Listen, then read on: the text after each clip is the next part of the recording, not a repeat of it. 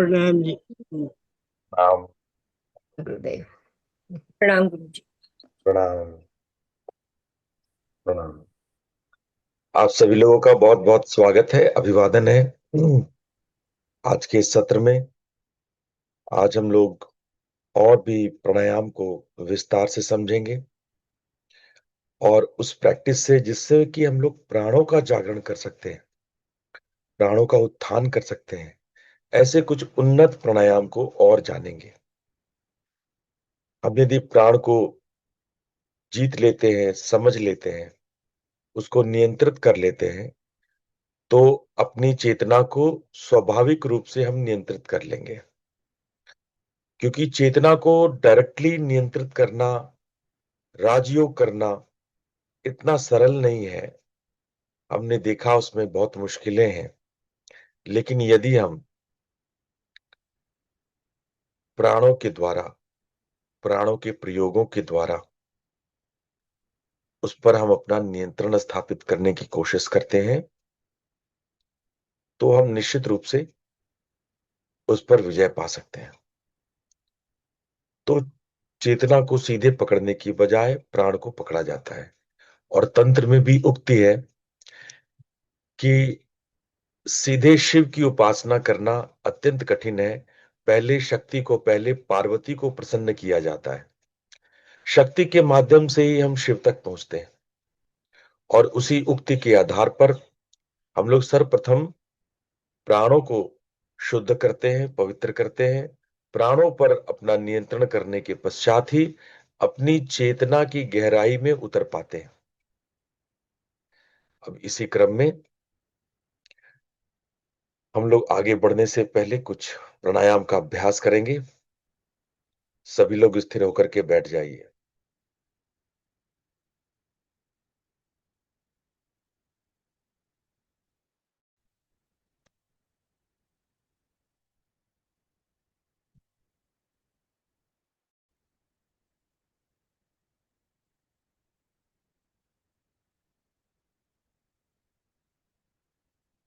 शरीर बिल्कुल स्थिर।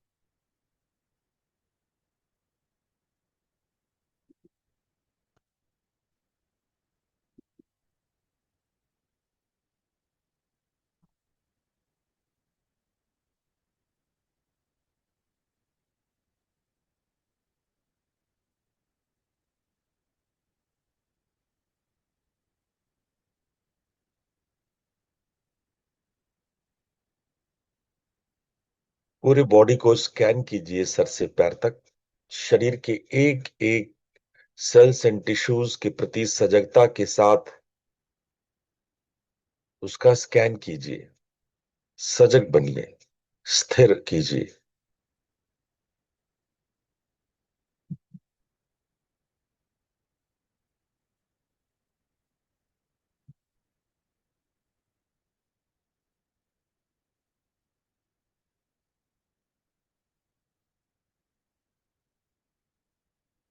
श्वास के प्रति सजग बनिए।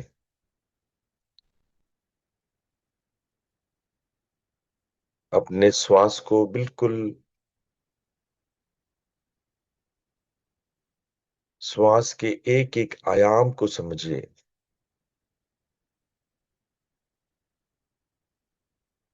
श्वास का रिदम उथला है, गहरा है। श्वास का लेंथ, उसकी speed.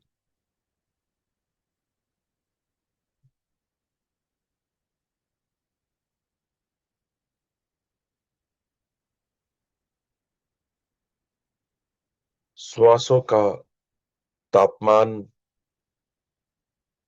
The temperature of the breath.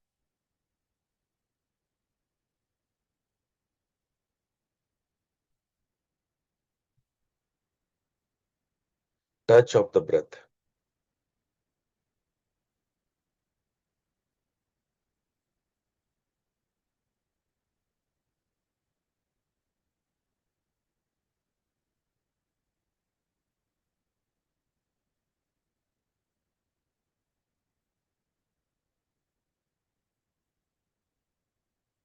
जिन जिन टिश्यूज में स्पर्श की अनुभूति हो रही है, जब श्वास लेते हैं, when breath touches the inner nostrils, your throat, in your lungs, your bronchioles, feel all the touch, सभी प्रकार के स्पर्श को जो आपके श्वास नली में महसूस होता है, सजग बनिए।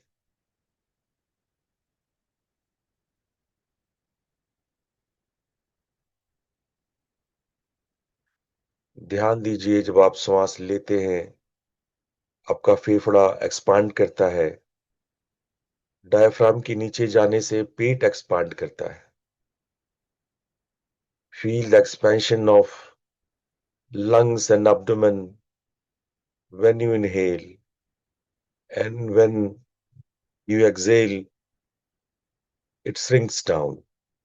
Feel the expansion and contraction of lungs and abdomen synchronized with the breath.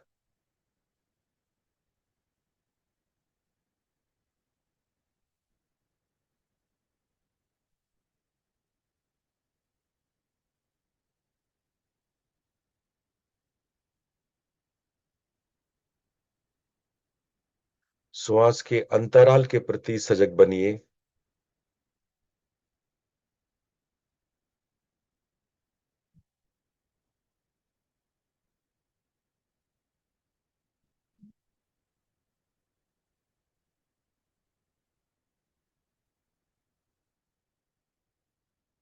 Inhalation exhalation के बीच में एक पॉज है, सजग बनिए। उस नेचुरल पॉज के प्रति सजग बनिए।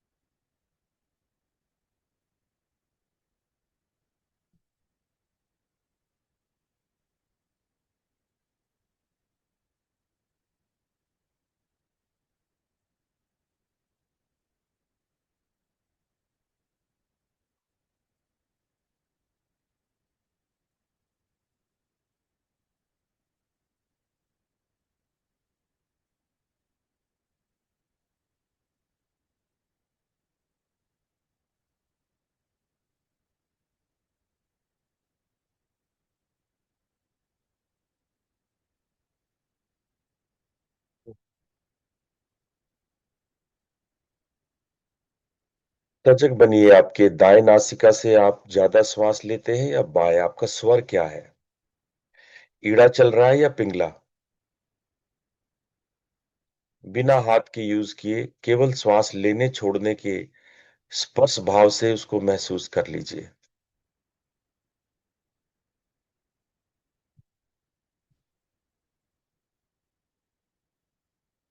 श्वासों के राजयोग को छोड़ करके अब हम लोग श्वासों के हठ योग में प्रवेश करेंगे।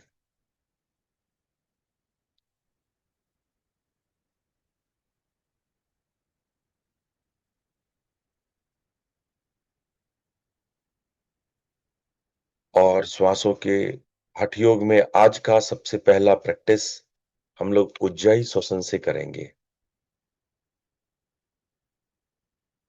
कंठ को सिकोड़ते हुए, एपिग्लॉटिस को हल्का सा संकुचित करते हुए हम लोग गले से एक घर्षण, एक फ्रिक्शन जो श्वास के साथ हो रहा है, उससे एक हल्के से सौ सौ की साउंड होगी।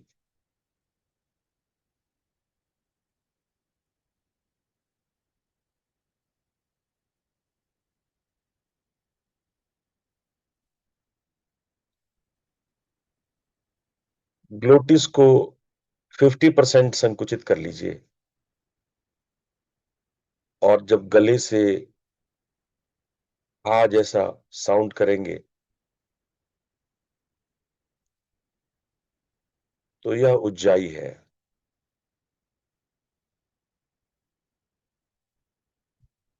उज्जाई, उतजयी, ऊपर की ओर विजय, जो ऊपर उठाकर विजय दिलाए।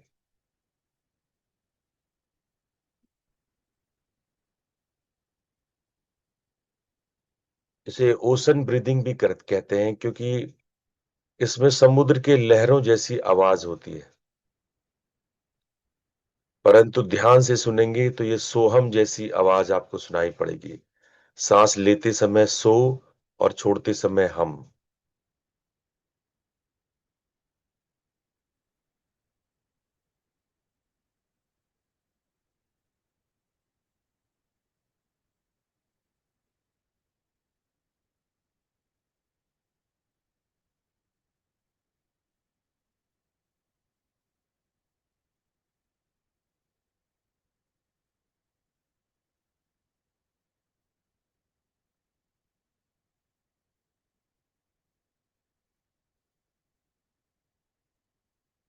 अभ्यास में धीरे धीरे रेचक को एक्सलेशन को लंबा करते जाइए।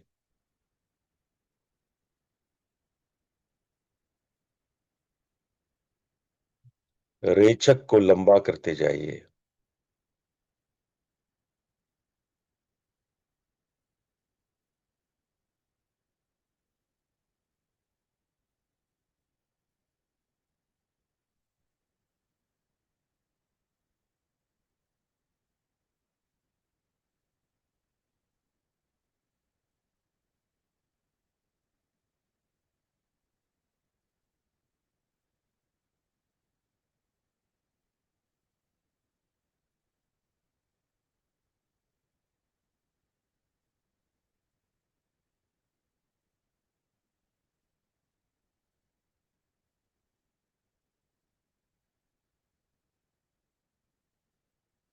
कोशिश कीजिए रेचक के बाद आप धीरे धीरे कुंभक भी लगाएं। ये बाह्य कुंभक है, यानी एक्सलेशन के बाद होल्ड है।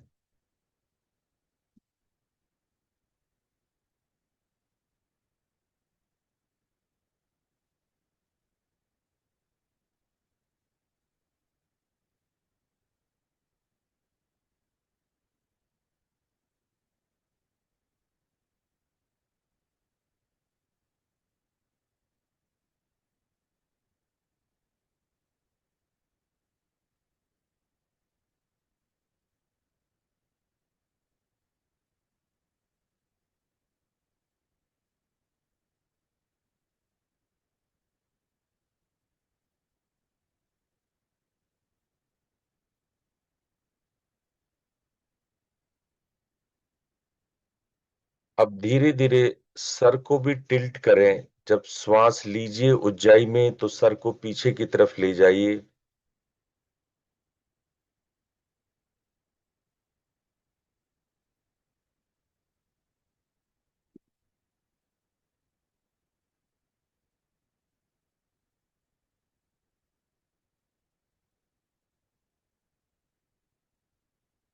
सांस रोकिए। आकाशीय मुद्रा में सांस रोकिए। थोड़ी देर सांस रोक करके फिर धीरे धीरे सर को आगे कर लीजिए। यानी श्वास लेते हुए सर को पीछे टिल्ट करना है बैक साइड में। थोड़ी देर सांस रोकना है, फिर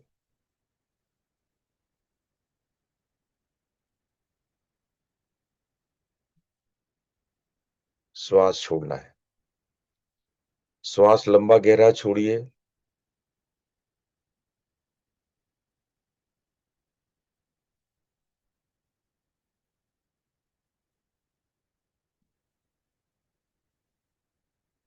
श्वास के क्रम को ठीक से समझिए। श्वास लीजिए तो आगे सर को बेंड करना है। सांस को छोड़ना है तो पीछे सांस एक्सेल करके टिल्ट करना हेड को। सर को टिल्ट करना एक्सेल करके। आकाशीय मुद्रा इस बार एक्सेल करके करो।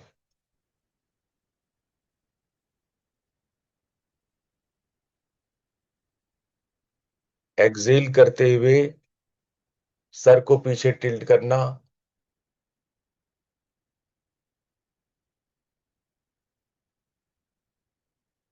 और जब सांस लेने का मन हो तो सर को आगे सामने कर लेना।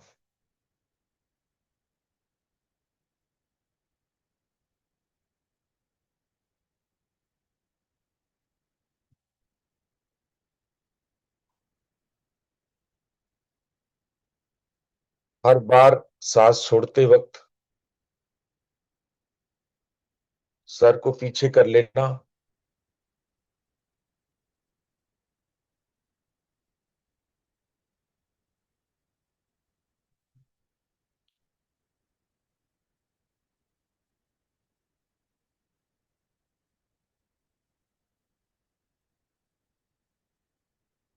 और सांस लेते वक्त सर को सामने सीधे रख लेना।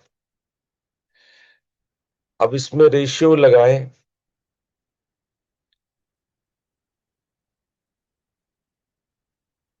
सांस रोकने को लंबा गहरा करें।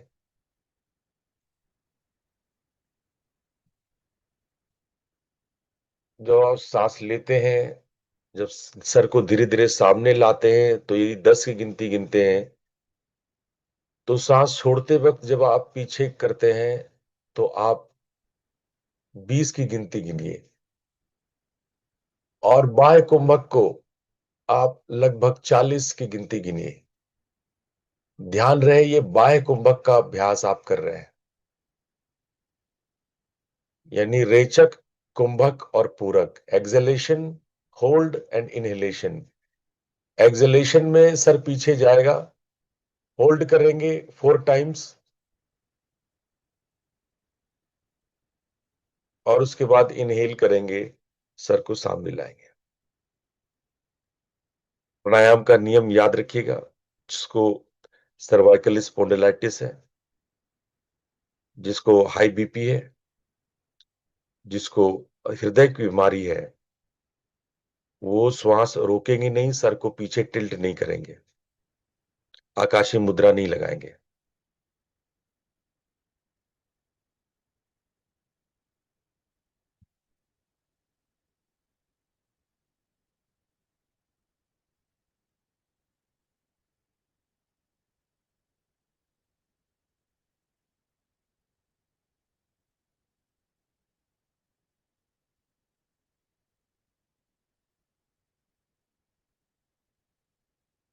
जिनका जिनका वीडियो ऑन है मैं देख पा रहा हूं।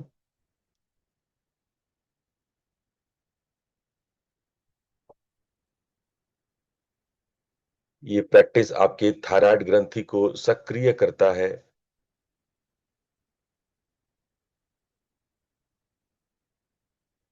अगर आप मुद्रा के साथ नहीं, सामान्य भी उज्जयी प्राणायाम करते हैं तो आपका ब्लड प्रेशर और हार्ट बीट नियंत्रित रहता है। ये आप चलते फिरते योगासन करते वक्त भी उज्जयी कर सकते हैं। ये मन को एकाग्र और शांत करता है। सर्दी, खांसी, टॉन्सिल में भी लाभ होता है। ये नींद के न आने की जो अनिद्रा की समस्या है उसको भी दूर करता है। अगर उज्जाई करते हुए योगासन करते हैं तो योगासन में आपकी एकाग्रता बढ़ती है। वॉकिंग करते वक्त उज्जाई करते हैं तो आपका वॉकिंग मेडिटेशन हो जाता है। ये आपके कुंभक की शक्ति को विकसित करता है। उज्जयी विजयी श्वास ये प्राणायाम का सम्राट है।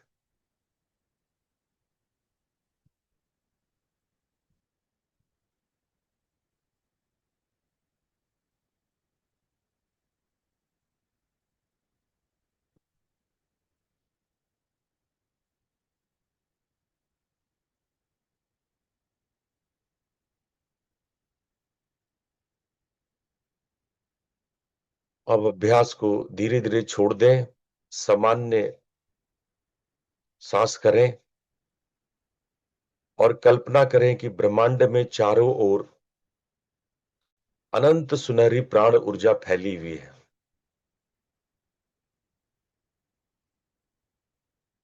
चारों तरफ सुंदर दिव्य पीले रंग का सोने जैसा सुनहरा प्राण ऊर्जा फैला हुआ है। ऐसी कल्पना करें।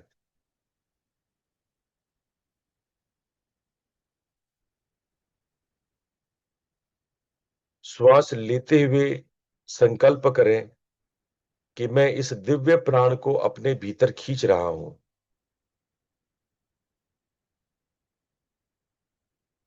अंतर कुंभक करें, सांस लेकर के रोकें, और जब कुंभक करें तो भावना करें कि यह ऊर्जा प्रत्येक सेल टिश्यूज में फैल रहा है। और जब एक्सेल करें तो भावना करें कि नकारात्मक ऊर्जा, रोग, थकान, कल्मश, काशाय सब बाहर निकल रहा है।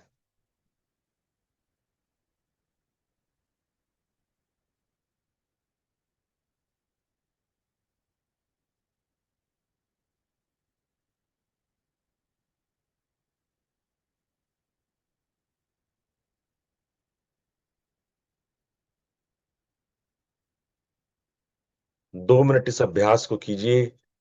इससे आपके आभा मंडल शक्तिशाली बनती है।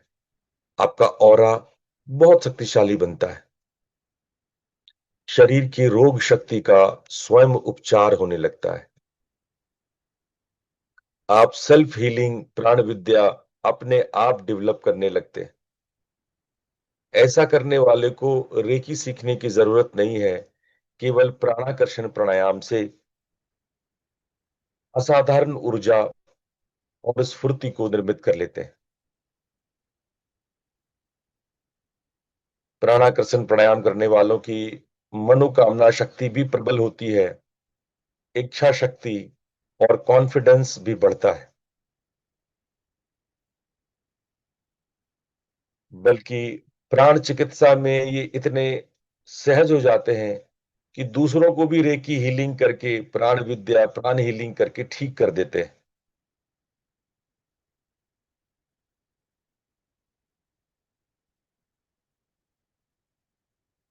रिसर्च में देखा गया है कि कॉन्फिडेंस और मेंटल पावर में अद्भुत वृद्धि होती है। और ब्रह्मांड से आप एक संबंध बनाते हैं, एकत्व का, एक यूनिटी का फील करते हैं, एक ट्रांसैक्शन फील करते हैं।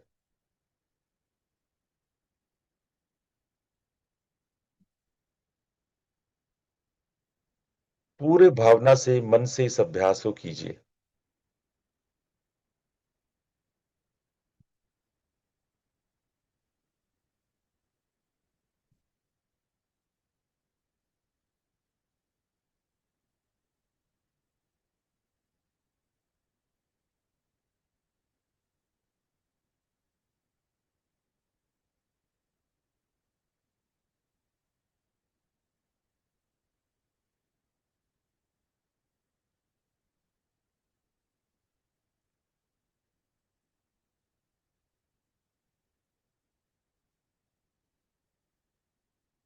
अब अपनी चेतना को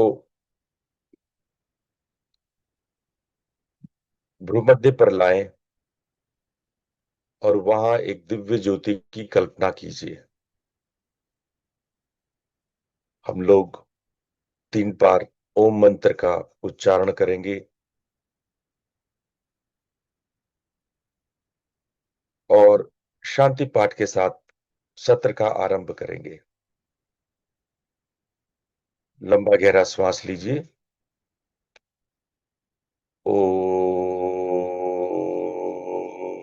ओ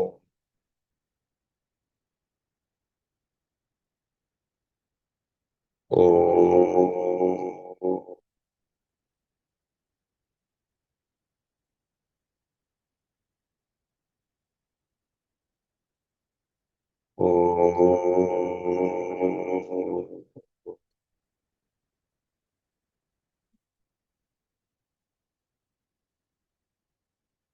ओम असतो मा सद्गमय तमसो मा ज्योतिर्गमय मृत्योर्मामृतं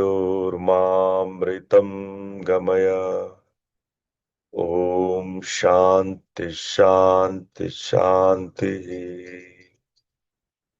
दोनों हथेलियों को आपस में रगड़ते हुए अपनी आंखों पर रखें और धीरे से अपनी आंखें खोल लें। आपका पुनः स्वागत है आज के सत्र में। रजनी जी ने अपना हाथ रेज किया, हैंड रेज किया है। रजनी जी, आप कुछ सवाल पूछना चाहते हैं?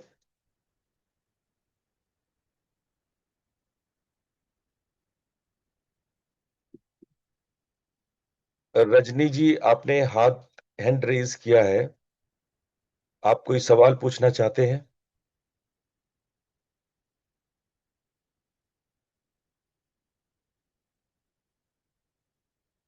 या अन्य कोई सवाल पूछना चाहता हो जिसको प्राणायाम न समझ में आया हो?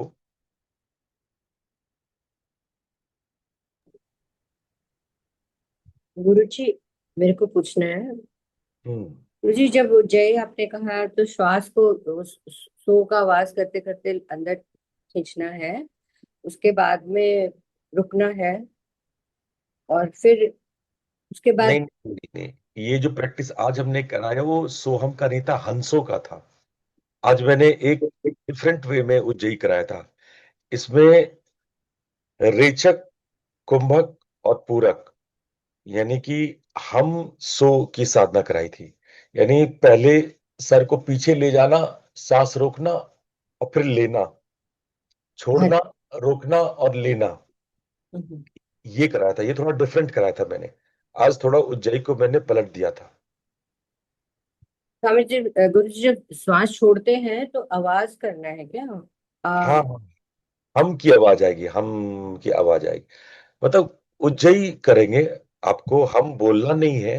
हाँ जी। हम्म। मतलब वो एक अपने आप कंठ से श्वास की ध्वनि होगी। जब एपिग्लोटिस को आप, ग्लोटिस को आप सिकोड़ेंगे तो हम जैसी आवाज होगी। ठीक है। हाँ जी। तो ये जो आज की प्रैक्टिस थी वो सोहम की नहीं थी, हंसों की थी। आज हम लोग ने बहुत डिफरेंट तरह की उज्जयी प्रैक्टिस करी। ठीक है। हाँ जी। और कोई प्रश्न? ठीक है, तो हम लोग आगे आज के अभ्यास को थोड़ा विस्तार से समझते हैं। आज हम लोग 7 और अभ्यास को प्रैक्टिस करेंगे। कल हम लोग ने 7 सामान्य प्रैक्टिस को देखा था। आज हम लोग कुछ उन्नत अभ्यास को हम लोग देखेंगे।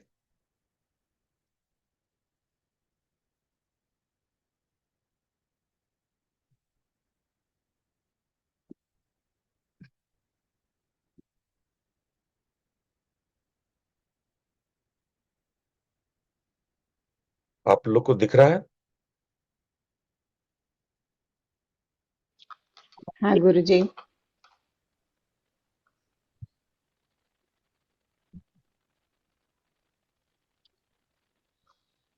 तो ये 7 उन्नत प्रैक्टिस हैं, जिसमें से उज्जाई, मूर्छा, जो आज हमने नहीं कराया क्योंकि सब लोग इस योग्य नहीं है कि मूर्छा प्रैक्टिस कर सकें। तो मूर्छा, लावनी, वो जल में किया जाता है, इसलिए वो हमने नहीं कराया। शक्ति चालनी, जो कुंडलिनी के साधक हैं खासकर, वो ये अभ्यास करते हैं। पर कुछ हद तक हम कराते हैं, कभी कभी जब हम आपको अजपा या सोहम कराते हैं तो कई बार मैं आपको शक्ति चालनी भी कराता हूं और आगे भी कराऊंगा। आज ये 3 अभ्यास, मूर्छा, प्लावनी, शक्ति चालनी, मैंने नहीं कराया। फिर आज मैंने कराया प्राणाकर्षण। भ्रामरी आपने पहले ही कर लिया था। और सबीज प्राणायाम होता है जब हम मंत्र के साथ प्राणायाम करते हैं, उसको हम लोग सबीज प्राणायाम कहते हैं।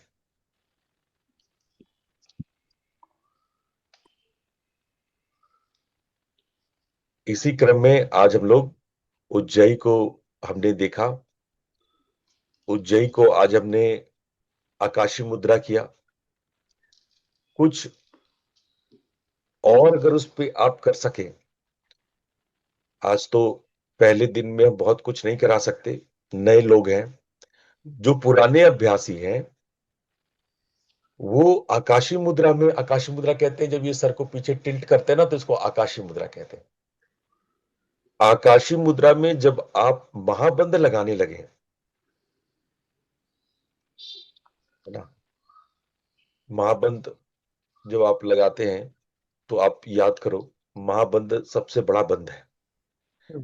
इसमें हम सारे मूल बंध, उड्डयन बंध, फिर जीव को पलट करके खेचरी मुद्रा, फिर आंखों को ऊपर चढ़ा करके शांभवी मुद्रा, और बिंदु को की तरफ खींचते हैं प्राण को, तो वो कहलाता है महाबंध। मैंने पहले भी कई बार आप लोग को महाबंध सिखाया है। तो आपको आकाशी मुद्रा में महाबंध करना, ये वाय कुंभक के साथ यदि आप करते हैं तो इसका बहुत गहरा प्रभाव आप पर पड़ सकता है। और लाभ जैसा मैंने आपको पहले ही बताया, और मूर्छा प्राणायाम, ये इसमें वो लोग जिनका ब्लड प्रेशर जरा भी हाई है या हृदय रोग है, ये नहीं कर सकते। ये एकदम स्वस्थ लोग, जो पूर्णतः स्वस्थ लोग हैं, केवल उन्हीं के लिए मूर्छा प्राणायाम है। जरा भी कोई रोग कष्ट है तो मूर्छा प्राणायाम नहीं करना चाहिए। वर्टिगो है, स्पॉन्डिलाइटिस है, गर्दन दर्द है, कमर दर्द है, किसी भी प्रकार की परेशानी है, ये नहीं की जाती है। और इसको ऑनलाइन सिखाया भी नहीं जा सकता, ये आप अकेले बैठ के नहीं कर सकते। ये आप गुरु के सामने, अपने टीचर के सामने ही कर सकते हैं, आमने सामने बैठ के ही कर सकते हैं, क्योंकि इसमें मूर्छित हुआ जाता है। अगर गुरु नहीं संभालेंगे तो आप बेहोश हो जाएंगे।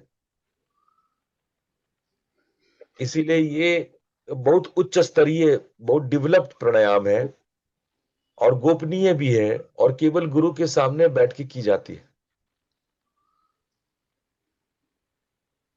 इसमें बहुत सारे मुद्राओं को भी की जाती है।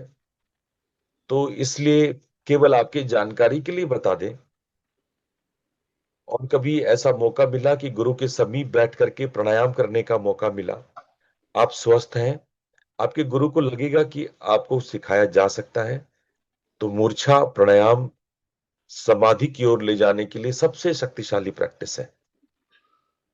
उसी प्रकार से प्लावनी प्राणायाम होता है।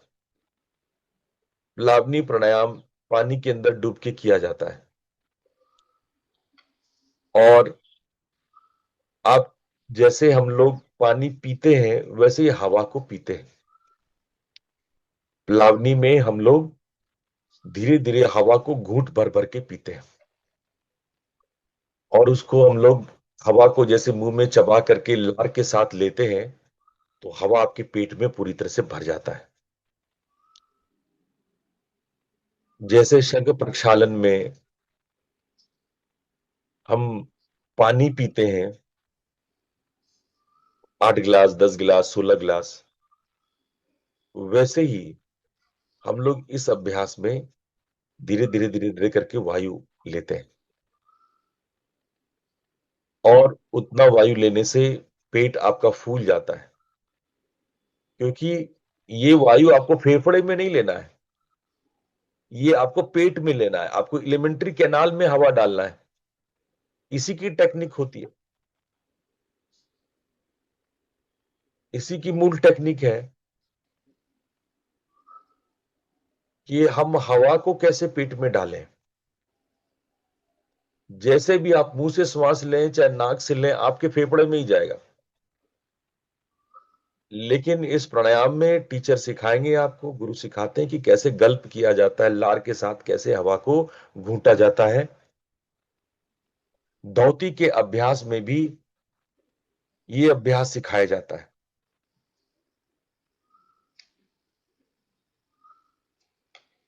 तो इस अभ्यास में आपका पेट इतना फूल जाता है कि आप डूब नहीं पाते पानी में।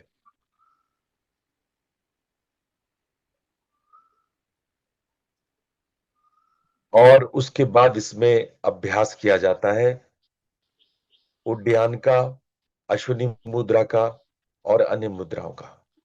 ये भी आपको गुरु के साथ ही करना चाहिए। इसके अनेकानेक लाभ हैं।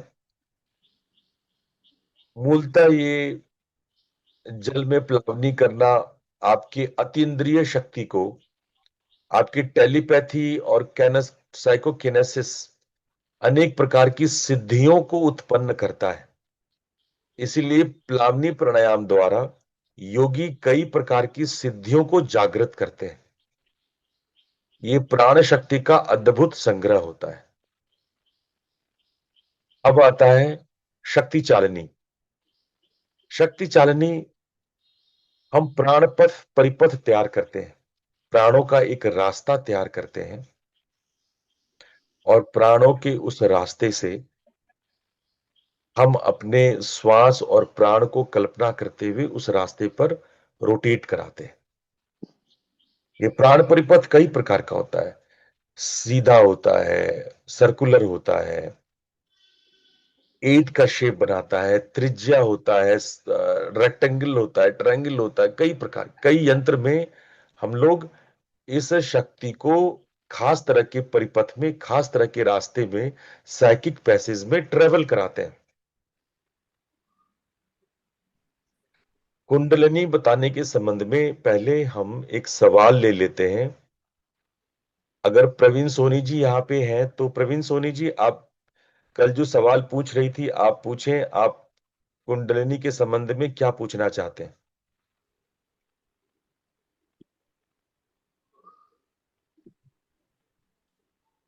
प्रवीण सोनी जी, अगर आप सुन रहे हैं तो अनम्यूट कर लें।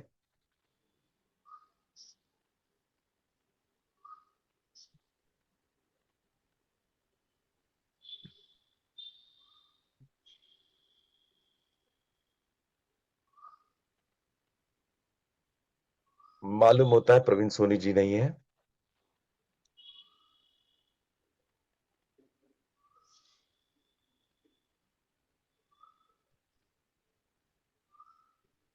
आपने कल बहुत लंबा प्रश्न किया था।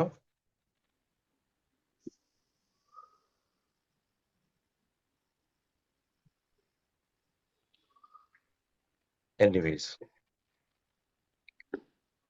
कुंडलिनी के संबंध में कुछ बातें समझ लेनी है।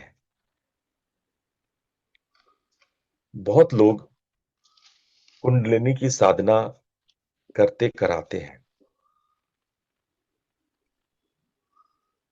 मैं आपके बाकी गुरुओं की तरह, अन्य साधकों की तरह, साधना की तरह कुंडलिनी साधना नहीं करवाता हूं।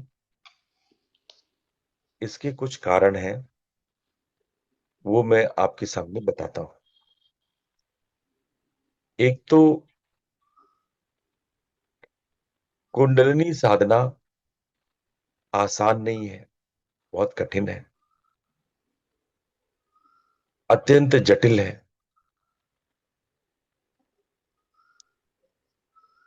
और कुंडलिनी साधना को शास्त्रों में आर्ट ऑफ डाइंग कहा गया, मरने की कला। कुंडलिनी साधना शरीर की मृत्यु है।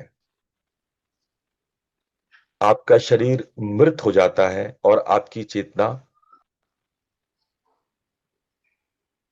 सविकल्प समाधि में प्रवेश कर जाती है। कुंडलिनी साधना डायरेक्ट मेथड है समाधि का। कुंडलिनी जागृत होते ही आप समाधि को प्राप्त हो जाते हैं। लेकिन यह कुंडलिनी क्रिया आपके शरीर को यूजलेस बना देती है। इसीलिए बुढ़ापे में जब हम मरने के बहुत करीब होते हैं तब ये साधना की जाती है। ये साधना करने के पश्चात, कुंडलिनी जागृत होने के पश्चात, आपका शरीर किसी काम का नहीं रह जाता है। शरीर एक जिंदा लाश हो जाता है। इसीलिए उसका समाधि में ही रहना उचित है। जब योगी पूरा जीवन भर प्राण साधना करते थे, तो अंतिम समय में, प्राण छोड़ने के समय में, जिसको हठ प्रदीपिका में या हठ योग के ग्रंथों में प्राण निलय कहा गया है, 40 दिन का अभ्यास होता है। और 40 दिन के अभ्यास में वो भस्त्रिका, महाबंध, महामुद्रा, महाभेद मुद्रा और महावेद मुद्रा, इसके अभ्यास से, और कुछ सबीज प्राणायाम भी है, उसके अभ्यास से कुंडलिनी क्रिया करते हुए 40 दिन का अभ्यास होता है ये।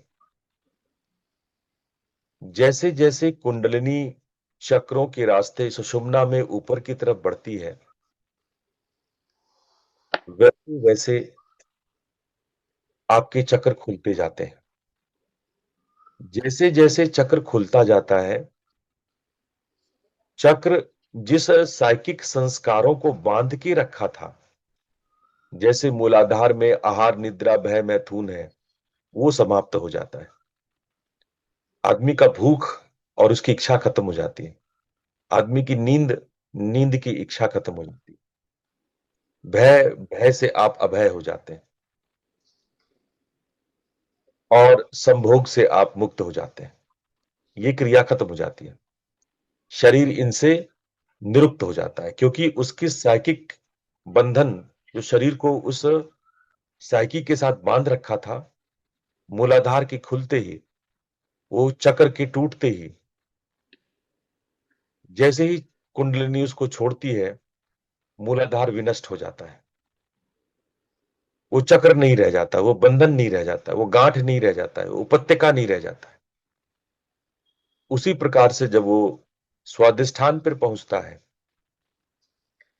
तो स्वादिष्ठान के जो कमल दल, जिसके 6 पेटल्स माने गए हैं, काम क्रोध लोभ मोह मद मत्सर्य, जिससे कि हमारी चेतना एक्सपांड होती है, ये धीरे धीरे धीरे जैसे जैसे कुंडलिनी वहां पे फैलती जाती है, विस्तृत हो जाती है, ये चक्र बिखर जाता है, गांठें खुल जाती है। जैसे रस्सी की कोई गांठ आप खोल दें, बंधी हुई गांठ कोई खोल दें, उसी प्रकार से ये चक्र ओपन हो जाता है, खुल जाता है। इसे चक्र का खुलना, चक्र का ओपन होना कहते हैं। वो पूरी तरह से ब्लॉसम, पूरी तरह से खिल जाता है और धीरे धीरे ये खुल जाता है। जैसे ही खुलता है, आप ये समस्त विकृतियों से मुक्त हो जाते हैं। जो भी साइकी बंधा रहता है, उससे आप मुक्त हो जाते हैं। उसके बाद ये मणिपुर के गांठ को खोलता है। मणिपुर का गांठ खुलते ही आप अपने जीवन में जो 10 प्रकार के कर्म करते हैं, जिसकी वजह से मणिपुर में 10 पेटल्स है, इससे आप मुक्त हो जाते हैं। अब आपका हाथ पैर काम करना बंद कर देता है। जो भी क्रियाएं आप करते हैं, वो हमेशा के लिए बंद हो जाता है।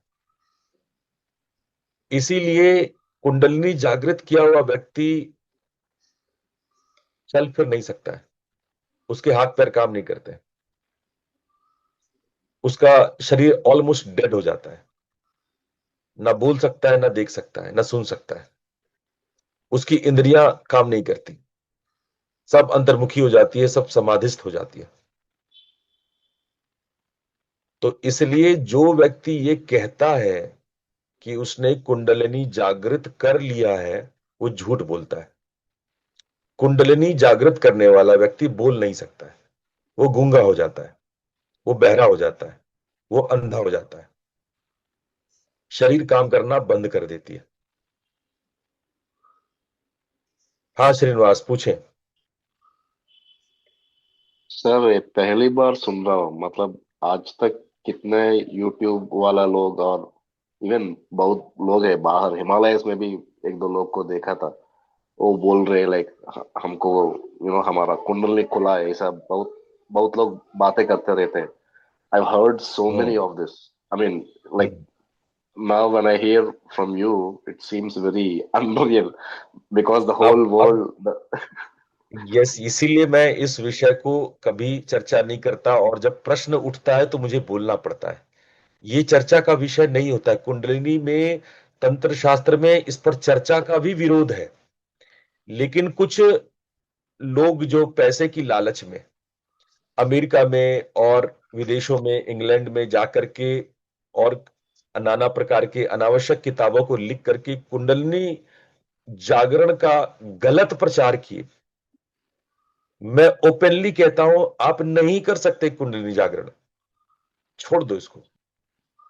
ये मरने का कला है, ये मृत्यु का कला है। लोग मरते थे, अभी तो आगे मैंने बताया ही नहीं कि मरने का जैसे जीने का कला होता है, मरने का भी कला होता है। आप क्यों नहीं शानदार तरीके से मरते हैं?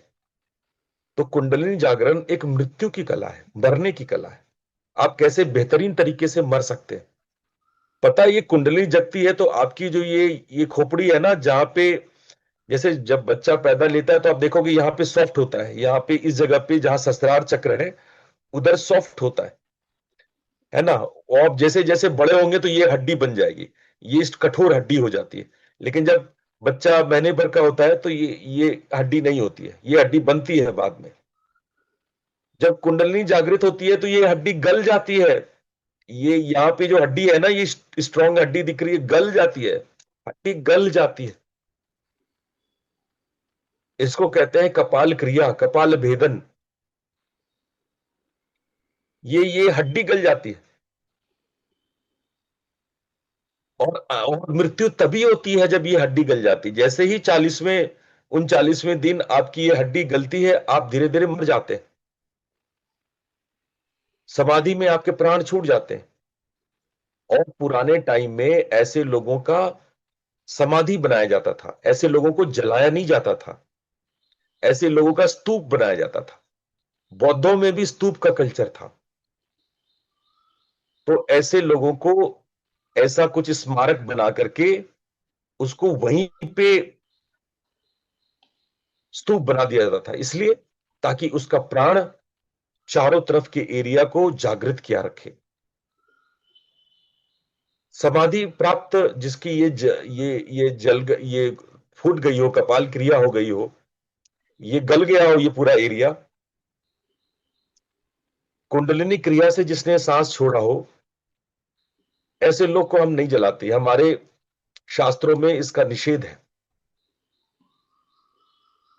उसका प्राण फैलने देते हैं, उसको स्मारक बना देते हैं, स्तूप बना देते हैं, और उसकी वाइब्रेशन पूरे ऑल एरिया में फैलता है। तो देखिए कितनी बड़ी धोखेबाजी हो रही है, कुंडलिनी शक्ति के नाम पे कितनी बड़ी रैकेट फैली हुई है। लोग मनमाने तरीके से प्रोग्राम करते हैं, पैसे लूटते हैं, लोगों को मूर्ख बनाते हैं। इसलिए हम कहते हैं कि आप शास्त्रों को पढ़ें, यूट्यूब न देखें। ऐसे ढोंगी साधु बाबाओं को आप परहेज करें जो कहते हैं कि मैं कुंडलिनी की मेरी जगी हुई है या मैं जागृत कराता हूं। ना कोई करा सकता है और ना कोई कर सकता है। जो योगी हठ योग के अभ्यास से अपने आप को इतना मुद्रा के अभ्यासों से शक्तिशाली बना लेता है, जिसको अपनी मृत्यु का पता चल जाता है कि हम महीने 2 महीने में मरने वाले हैं, वैसे लोग 40 दिन की अभ्यास करके अपनी मृत्यु को गले लगाते थे। वो भी बुढ़ापे में जब मरने वाले हैं, आत्महत्या नहीं करते थे वो जब उनको मालूम चल जाता था कि अब मेरे मरने का समय आ गया, वैसे ही योगी कुंडलिनी साधना करते थे। और तब ऐसे नहीं कि आप अचानक से किताब में बैठोगे पढ़ करके आपने 40 दिन में, ऐसे नहीं। जीवन भर जिसने 40-50 साल हठ योग किया, मुद्राओं में पारंगत है, जीवन भर जिसने मुद्राओं और प्राणायाम का अभ्यास किया हो, ऐसे पके हुए साधक, तुम सोचोगे आज सीख करके हम 40 दिन में जगा लें, नहीं जगेगा। जीवन भर अभ्यास करो, तब मृत्यु के समय में आप कुंडलिनी जागरण के द्वारा अपने कपाल को फोड़ करके, इसको फोड़ते हुए अपने प्राण को यहां से बाहर निकालते, ससुराल पे निकालते। इसलिए अक्सर मैं आप लोग को बताता हूं कि भारत में एक और, जब आप लाश जलाते हैं, जब लोगों की मृत्यु होती है, तो उस वक्त लोग कपाल क्रिया करते हैं, ये खोपड़ी को फोड़ते हैं। पता नहीं आप लोग कभी शमशान घाट गए या नहीं गए, जो गए होंगे उनको पता होगा। जो लोग शमशान घाट जाते हैं उनको पता होगा कि जब हम लोग लाश जलाते हैं, जब लाश जल जाती है, तो ये खोपड़ी को फोड़ दिया जाता है। इसको कपाल क्रिया कहते हैं। आप किसी से भी पूछिए, लाश जला के आए हो, खोपड़ी फोड़े हो, कपाल क्रिया किए हो, क्यों किए हो? उनको खुद नहीं पता, कहते इससे मोक्ष हो जाता है। अरे जो आदमी मरी गया, तुम्हारे कपाल फोड़ने से उसको मोक्ष हो जाएगा क्या? जो आदमी मर चुका है, उसके प्राण पे खेड़ उड़ गए, उसको आप जला दिए हो, तो उसकी खोपड़ी फोड़ करके उसको मुक्त कर दोगे क्या? वो तो वैसे भी मर चुका, वैसे भी जल चुका। अब मरे हुए जले हुए व्यक्ति को जो सिर्फ कंकाल कंकाल बचा, वो व्यक्ति भी नहीं है, उसकी खोपड़ी लोग फोड़ रहे हैं कि मोक्ष मिल जाएगा। इसके पीछे कॉन्सेप्ट क्या है? कहां पे गलती हो गई, कहां पे लोग भूल चूक हो गए? शास्त्र कहता है कि जिस मरे हुए व्यक्ति के कपाल में छेद हो जाए बड़ा सा, जैसे बच्चे जब होते हैं, जब ये जो एरिया है, ये एक बड़ा सा छेद हो जाए, तो मान लेना चाहिए वो व्यक्ति स्वर्ग, उसका स्वर्गवास हुआ है, उसको मोक्ष की प्राप्ति, उसकी कुंडलिनी जागृत है, उसका रियल में स्वर्गवास हुआ है। हम तो सबको स्वर्गवास बोल देते हैं, जो भी मरते हैं उसके नाम के आगे स्वर्गीय लिख देते हैं। आप श्योर हो कि उसको स्वर्ग मिला है? क्या पता नरक मिला हो। आप लिख तो देते हो स्वर्गीय, आप श्योर हो कि वो स्वर्ग में ही जाते हैं। लेकिन आपके शास्त्र कहते हैं कि जिनका ये कपाल छेदन हो गया है, कपाल में एक बड़ा सा छेद हो गया, कुंडलिनी जागृत हो गई, वो तो निश्चित रूप से स्वर्गवासी है। तो लोग क्या कर रहे हैं, ये जो लकीर के फकीर लोग हैं, ये पंडितों की जो एक जमात है, जिनको ना शास्त्र से मतलब है ना अनुभवों से मतलब है, कपाल फोड़ रहे हैं। अरे मरे हुए व्यक्ति की खोपड़ी फोड़ रहे हो, कुछ नहीं होता है उससे। तो ये रहस्य था कुंडलिनी जागरण का बच्चों। लोग दुनिया में कुंडलिनी जागरण के नाम पे कुछ भी कराए जा रहे हैं, कुछ भी कराए जा रहे हैं। अमेरिका में एक बहुत बड़ी सोसाइटी है कुंडलिनी योग की। अभी कुंडलिनी योग खोलेंगे तो सबसे पहले अमेरिकन सोसाइटी खुलेगा, व्हाइट तंत्रा।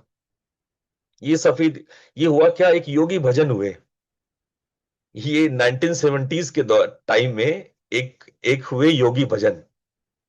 अब मैं जरा इनकी थोड़ी सी कहानी बता देता हूं।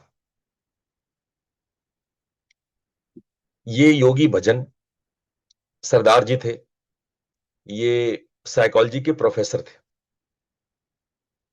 और जब इन्होंने ओशो रजनीश को सुना और सहज योग वाले जो माता जी हैं उनको देखा, तो इनके दिमाग में गणित आया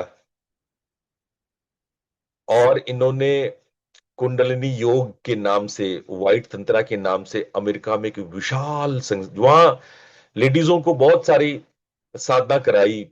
बहुत, उसमें 90% लेडीज है, सफेद ड्रेस पहनेंगी, व्हाइट तंत्र आप देख लोगे।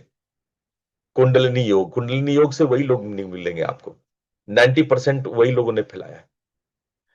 500-600 प्रैक्टिस उन्होंने निकाले, योगी भजन ने 500-600, पूरी किताब, मोटी किताब है भाई उनकी। इन्होंने हमारे सनातन धर्म के जितने भी नियम हैं सबकी धज्जियां उड़ा दी। यही नहीं, इन्होंने जो अपने गुरु ग्रंथ हैं, जो सरदारों के गुरु ग्रंथ हैं, उनकी अलग धज्जियां उड़ाई। सिखों में इनके विरोध में आवाज उठने लगा। क्यों? क्योंकि हम बताते हैं जो सिख मत है ना, वो संत मत है, और संत मत में कुंडलिनी जागरण का विरोध है। जैसे हम लोग कुंडली जागरण की साधना नहीं करते कराते, संत मत में कबीर साहब से लेके नानक साहब से लेकर के आपके राधा स्वामियों तक जितने भी संत हुए भारत में मिडिवल हिस्ट्री में, कबीर साहब से बाद के उन्होंने कुंडलिनी जागरण का विरोध किया, क्योंकि कुंडलिनी जागरण 8th 9th century of India में गलत तांत्रिक रूप ले लिया था। उसको बंद करने के लिए पहले नाथ संप्रदाय वालों ने और बाद में कबीर साहब और उनके पीछे के संतों ने, चाहे रविदास जी हो, नानक जी हो, और भक्ति योगी कोई भी हो, सबने कुंडलिनी साधना का विरोध किया। खुद नानक साहब ने किया।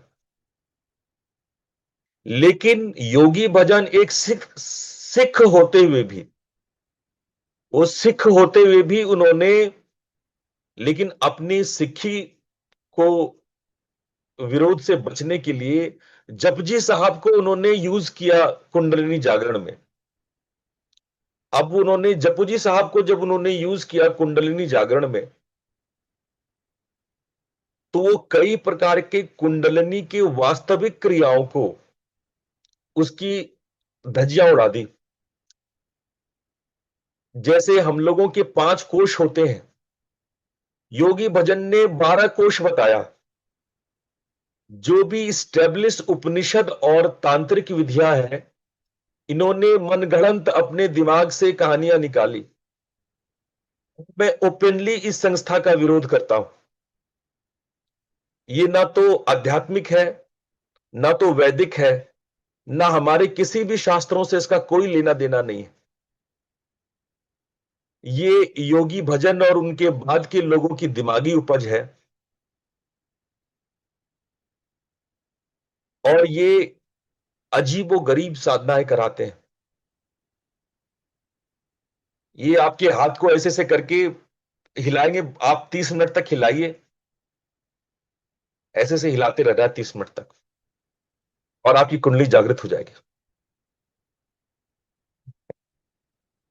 मैं तो योगी भजन के और उनके शिष्यों के प्रैक्टिसेस को देख के हैरान हूं, और पिछले 50 सालों से लोग मूर्ख बन रहे हैं।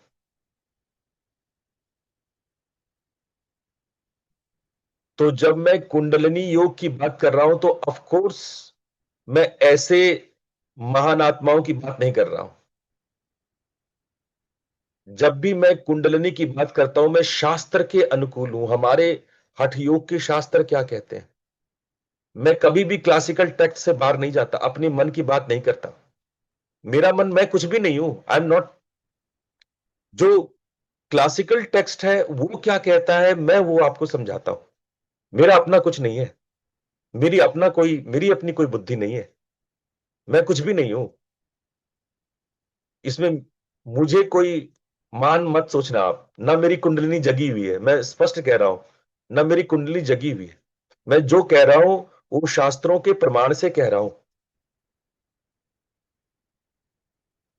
लेकिन जो लोग आपको मूर्ख बना रहे हैं, जो लोग कुंडलिनी की गलत सलत साधना करा रहे हैं, लोग पैसे ले लेकर के आपकी चक्र जागृत कर रहे हैं, कुंडलिनी जागृत कर रहे हैं।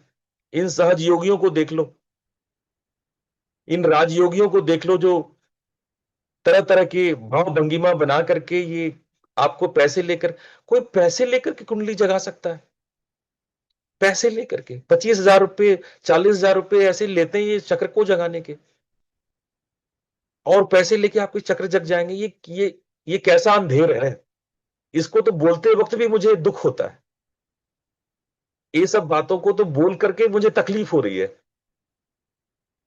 कुंडलिनी के बारे में इतने भ्रम फैलाए गए, इतनी गलत फहमियां ठूसी गई है पिछले 100 सालों में।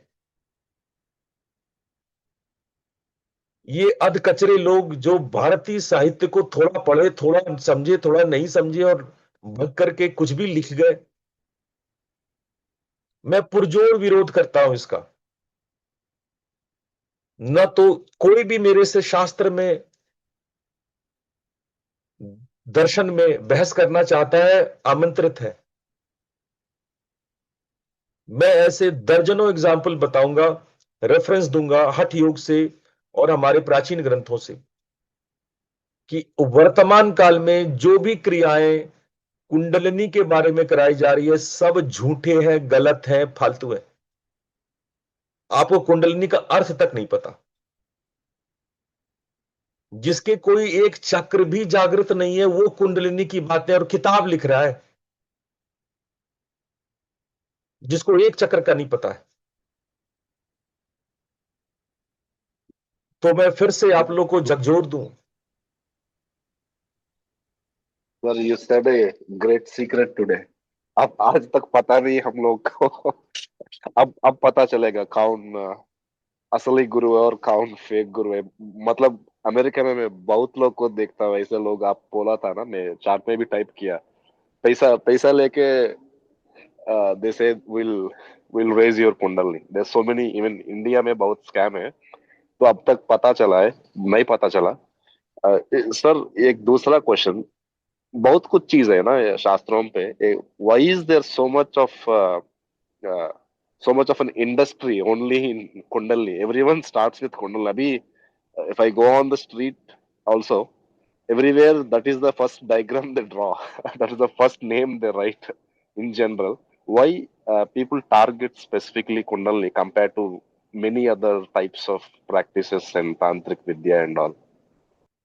एक्चुअली कुंडलिनी बहुत जब इसको आप सेक्स से जोड़ दोगे, इसको आप ऐसे अद्भुत सिद्धियों से जोड़ देते हो जो आपको ना दिखाई पड़ता है, ना इसका कोई प्रमाण है। ये एक्चुअली एक चालाकी है, एक चालाकी है।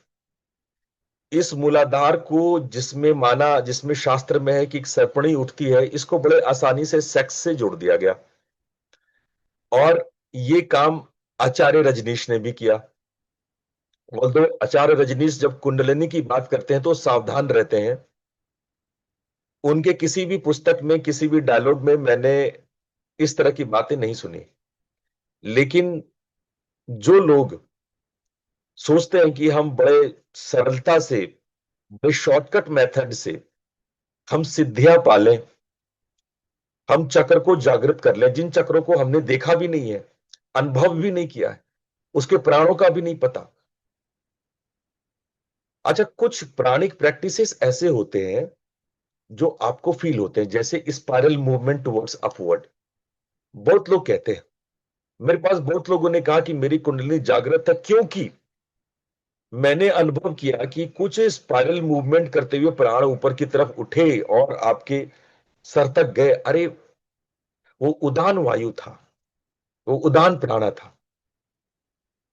जब उदान प्राण होता है तो आपके मूल से उठ करके आपके सर तक एक भंवर की तरह उठता है।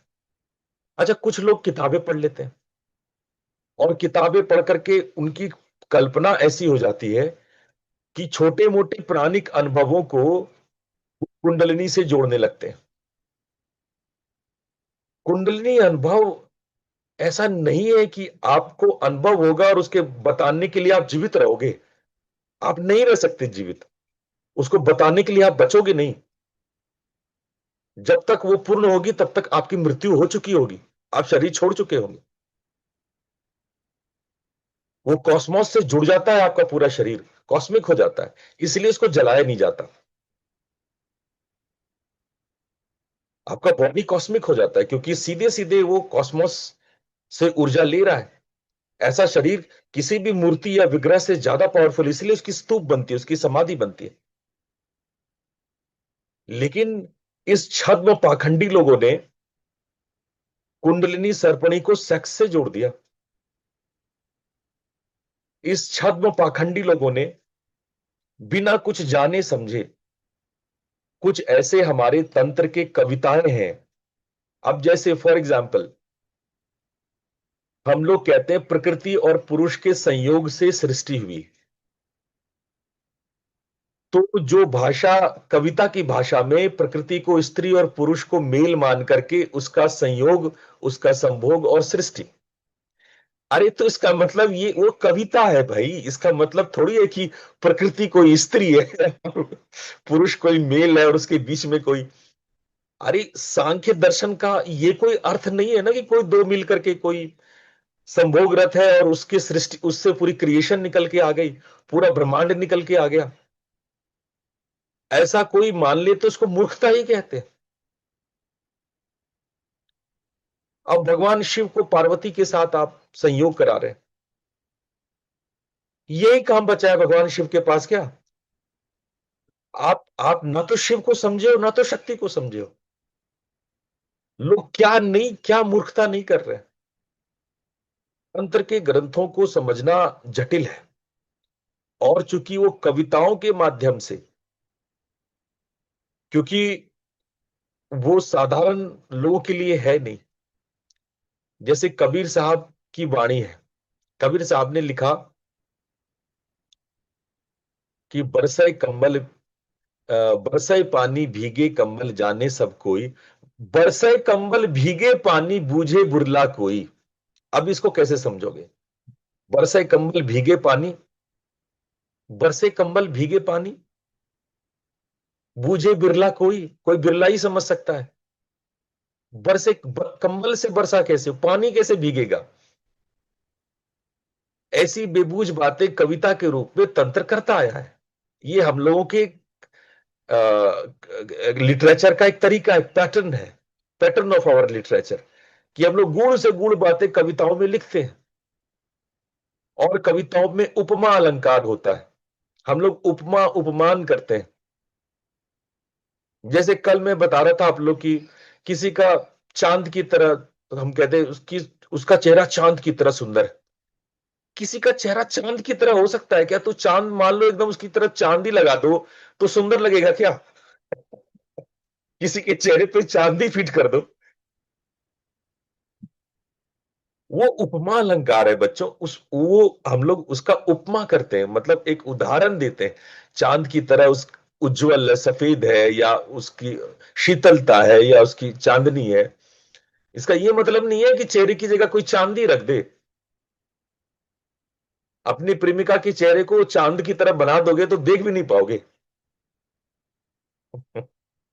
तो हम लोग क्या है, हम लोग तंत्र में कुछ कविता की भाषा में कुछ बातें लिखते,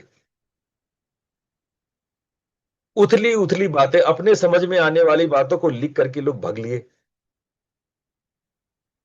कुंडलिनी सुषुप्त है, कुंडलिनी, कुंडलिनी क्या है? पुरुष तत्व है भाई। पुरी शयनते इति पुरुष, जो पुरी में सोया हुआ है वो पुरुष है।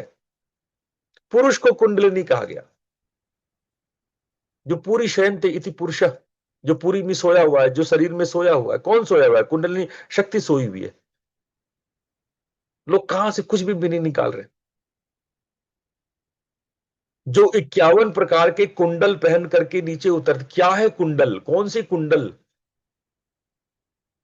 कुंडल है आपकी जो अलग 51 प्रकार की मातृकाएं हैं। मातृकाओं को, कुंडलों को पहन के वो कुंडलनी है, क्योंकि उसने कुंडल पहना है इसलिए कुंडलनी है। कितने प्रकार के कुंडल है? तंत्र कहता है 51 प्रकार के कुंडल है। क्या है 51 प्रकार के? 51 मातृकाएं हैं। कौन बताएगा आपको? कोई आप पूछो किसी जो कुंडलिनी साधना करा रहे हैं, किसी को मातृकाओं का पता है?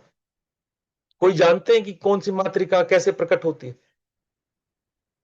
कुछ भी करा रहे हो, कुछ भी विजुअलाइजेशन करा रहे हो, लूट मची है कुंडलिनी के नाम पे। अरे होता है, बहुत सारे हमारे प्राण नीचे से ऊपर की ओर उठते हैं, भंवर की तरह उठते हैं कई बार। कई बार बहुत शक्तिशाली प्राण ऊपर की तरफ खींचता है। सारे चीज तो ऊपर की तरफ जाता, कुंडली नहीं होता है। जो मूलाधार से सहस्रार की ओर बहुत सारे प्राण उठते हैं। तरह तरह के अभ्यास से तरह तरह के प्राण ऊपर उठ सकते हैं। सबको कुंडलिनी आप नहीं कह सकते, क्योंकि कुंडलिनी जगह तो आप बोलने लायक बचेंगे नहीं। कुंडली जगह है, किसी के भी नाम पे हमें अपने गुरु की महानता के बारे में बोलनी है, मेरे गुरु के कुंडली जगे हुए। अरे उस गुरु से रियल में एकांत में पूछ लो भाई कि तुम्हारी कुंडली जगे है क्या? देखो मैं तो स्पष्ट कहता हूं, मेरी नहीं जगे। मुझे पता है कुंडली कैसे जगाया जाता है, लेकिन मुझे नहीं जगाना। जिस दिन हमको मरना होगा मैं देखूंगा।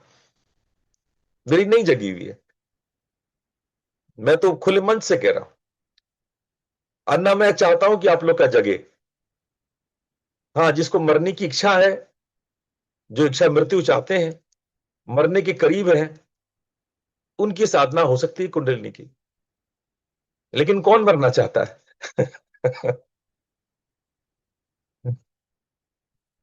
इसलिए व्यर्थ के झाम में मत पड़ो, व्यर्थ के तमाशा में मत पड़ो। कोई कुंडलिनी नहीं है, कोई जागरण नहीं होता है। चक्र को मजबूत करना है। आपके भीतर बहुत सारे नाड़ियों की गुत्थी है, उसको स्ट्रेंथन किया जाता है, उसको सशक्त किया जाता है ना। और जो प्राण आप यूज करते हैं वो कुंडलिनी के प्राण नहीं है। मैंने बताया है कि बिंदु से प्राण नीचे छलकते हैं, जिसको ओजस तेजस रेतस के रूप में जानते हैं हम लोग। वो शरीर में काम करता, प्राण का वो रूप है। कुंडलिनी के प्राण को आप झेल ही नहीं सकते, ये आपके बस की बात नहीं है। शरीर मर जाएगा आपका, और मर जाता है। वो कॉस्मिक प्राण है। कुंडलिनी मतलब कॉस्मिक प्राण, नॉट इंडिविजुअल प्राण। कुंडलिनी का मतलब ही होता है कुल कुंडलिनी, कॉस्मिक प्राण। कुंडलिनी का अर्थ ही कॉस्मिक प्राण है, ये व्यक्तिगत नहीं होता है। जब उस कॉस्मिक प्राण से जुड़ते हैं, आपकी बॉडी जल के राख हो जाती है। आपके अंदर पूरा का पूरा सिस्टम राख हो जाएगा। सारे चक्र जो है जल के खाक हो जाएंगे, सारी ग्रंथियां खुल जाएंगी, है ना। तो आगे से कुंडलिनी पर हम नहीं चाहते कोई चर्चा हो। हमारे गुरुजी कहते थे कुंडलिनी पर बात ही मत करना। फिर भी आप बार बार पूछते हो तो मुझे बोलना पड़ता है। कुंडलिनी शास्त्रों में चर्चा तक में निषेध किया गया कि चर्चा भी मत करना इसकी। और लोग यहां प्रोग्राम कर रहे हैं कुंडलिनी पे। लोग यहां पर बड़े बड़े पैसे बना रहे हैं, चक्र पैसे से खोल रहे हैं, कुंडलिनी के पैसे ले रहे हैं। मेरे पास मैसेज आता है बहुत लोगों का कि साहब मैं सो रहा था, सोते सोते मेरी कुंडलिनी जग गई। अरे भाई, सोते सोते जग गई? यहां लोग तप करके नहीं जगा पा रहे हैं, वर्षों के अभ्यास से नहीं जगा पा रहे, इनकी सोते सोते कुंडली जग गई। भाई मैं सो रहा था, मेरी कुंडली जग गई। उसने उस कुंडलिनी को बुरा लगता है जब मैं अपनी वाइफ के साथ सोता हूं। तो जब भी मैं अपनी वाइफ के साथ सोता हूं तो मेरे पीठ में खरोंच मार देती, जैसे वो कुंडली नहीं, कोई पिशाचनी हो। भाई गलत समझ लिया आपने कुंडलिनी को। ये कोई भूत प्रेत नहीं है कुंडलिनी। नाम सुनकर के ऐसा मत सोचना कि कोई कोई प्रेतनी है, कोई पिशाचनी है, वो आपके शरीर पे खरोंच मारेगी। आप कैसी बातें कर रहे हो? मैं बता भी नहीं सकता लोग कैसी कैसी बातें करते हैं। भंवर की तरह उठता है, सर पे उठता है, एकदम स्पाइरल। आपकी स्पाइन जो है बिल्कुल, मैं मूर्छित हो सकते हैं आप मूर्छित। इसीलिए बेहतर है कि कुंडलिनी पर मेरे से प्रश्न पूछोगे तो मैं भड़क जाऊंगा, मैं फिर आपको आधे घंटे का सत्संग दे दूंगा। कुंडलिनी मत ही पूछो मेरे से, इस पे चर्चा करना ही व्यर्थ है। कोई आधार नहीं, कोई शास्त्र, आपने शास्त्र पढ़ा ही नहीं है। कुंडलिनी के मूल शास्त्र ही नहीं पढ़े आपने। कम से कम नहीं अनुभव हुआ है तो पढ़ लेते हैं भाई। किताब तो आज के डेट में मीडिया में उपलब्ध है, खरीद लो की किताबें, पढ़ लो जरा उसको। बिना पढ़े कुछ भी, ये छोटे छोटे रील्स देख लेते हो, एक दो और ऐसे पाखंडी लोगों के साथ बैठ जाते हो, कुछ भी लोग बोलते हैं। क्लासिकल टेक्स्ट पढ़ लो। इसलिए मैं क्षमा चाहता हूं अगर किसी को बुरा लग रहा हो, लेकिन मैं शास्त्र का उद्घोषणा डंके की चोट पे कहता हूं। ये शास्त्र का उद्घोषणा, मैं अधिकारी हूं ये बोलने के लिए, इसलिए मैं कह रहा हूं। आप कुंडलिनी के बारे में जितना कुछ जानते हैं सब झूठा है, सब बेकार है, नहीं जग सकती। अगर आप जिंदा हो, बोल रहे हो, तो आपकी कुंडली जग सकती नहीं जगी है। कुंडली जगने के बाद आदमी मर जाता है, ये शास्त्र कहते हैं। कुंडली जगने के बाद आदमी जीवित नहीं रहता है। मरना चाहते हो तो अलग बात है, तो उसके अभ्यास होते हैं, और वो भी इतना आसान नहीं है। वर्षों का अभ्यास लग जाता है मुद्रा और प्राणायाम को कंट्रोल करने में। उस वर्षों के अभ्यास से फिर इस योग्य होते हो कि आप मरने जब चाहो इच्छा मृत्यु हो सके आपकी, और कुंडली जागृत कर पाओ। तो व्यर्थ की बातों में बच्चों मत आओ, राजमार्ग पे चलो, हठमार्ग पे चलो। ये कुंडली कुंडली कुछ नहीं। ऐसे कुछ पाखंडी योगी भजन जैसे कुछ पाखंडी हैं जो ना सिखों के हो सके ना वो उन्होंने हिंदुओं के हो सके। उन्होंने हिंदुओं के ग्रंथों का भी अपमान किया और सिख के ग्रंथों का भी अपमान किया। ऐसे बहुत सारे योगी के नाम पे, आचार्य के नाम पे लोग मिल जाएंगे जो हमारे वास्तविक धर्म का अपमान कर रहे हैं।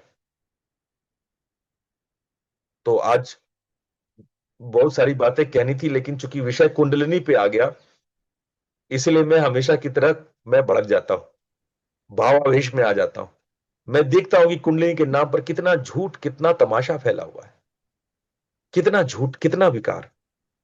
इससे आप लोग बचो। आज इतना ही। हाँ, कल चूंकि संडे है तो आप लोगों का कुछ स्पेशल, कल सैटरडे है, सॉरी, कल तो सामान्य क्लास है। परसों संडे है। परसों आप लोग को हम 7 से 9 स्पेशल क्लास लेंगे, तो जो लोग रजिस्टर्ड नहीं कराए हैं वो संडे के लिए रजिस्ट्रेशन करा लें। कल सुबह 6 बजे ही क्लास होगी। आप सब लोग को प्रणाम। प्रणाम गुरुदेव। प्रणाम गुरुजी। प्रणाम गुरुजी। प्रणाम। प्रणाम गुरुदेव, धन्यवाद।